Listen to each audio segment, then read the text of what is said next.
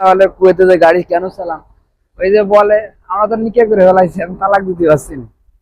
যদি তালাক দিতে পারতাম তাহলে দিয়ে দিতাম। কুয়েতে মানুষ আসতে চাই ড্রাইভারের বিষয়। কি সহজটা, ভিসা তো সহজ, কিন্তু এখন যে নিয়ম তৈরি করেছে কুয়েত সরকার, আমার তাতে মনে হয় ড্রাইভারের বিষয় না এসে উৎসরাতি আসাটাই ভালো। মানে যা বেতন দেবে, একটা জরিমানা খালে 1 মাসের বেতনটা নিয়ে নেবে, এমন একটা ফাঁদ পেতেছে।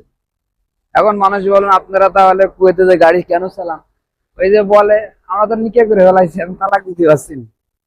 যদি তালাক দিতে পারতাম তাহলে দিয়ে দিতাম। হ্যাঁ, এটা মেন কথা। এই জন্য মানে এখন আর শান্তি নাই কুয়েতে রাস্তাঘাটে চলে।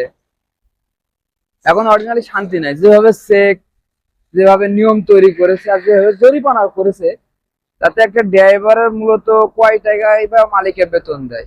যদি একটা কেস খায় তাহলে ওই 1 মাসের বেতন ওই মালিকে কেটে নিবে। অনেক মালিকে নেয় না, পরে অনেক মালিকে নেয়। এখন যেহেতু কেসের অঙ্ক বেশি, তো টাকার অঙ্ক বেশি, এই জন্য তো নিতে পারে। জরিমানা টাকার অঙ্ক এতটাই বেশি যে অবশ্য নিয়ে নেবে, কারণ হয়তো দিবে না কখনো। কারণ কি, যে পরিমাণ টাকার অঙ্ক করেছে এটা কুয়েতেও দিতে চাবে না, যে আসলে এতগুলো টাকা কিভাবে দেবো। কারণ সবাই তো টাকার লোভী এখন, এজন্য হয়তো ছাড় দিবে না। আগে 10-5 টাকা ছিল, যাই ছিল ছাড় দিত, কিন্তু এখন মনে হয় না ছাড় দিবে কখনো, বিশ্বাস হয় না। আমি দিয়া দেখছি না, কি বলবো।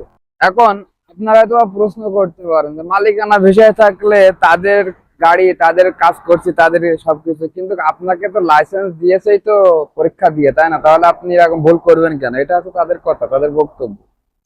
তা আমি তোর পিছনে টাকা খরচ করলাম, লাইসেন্স বের করলাম, তারপরেও যদি এখন এমন হয় তাহলে কি করে হবে?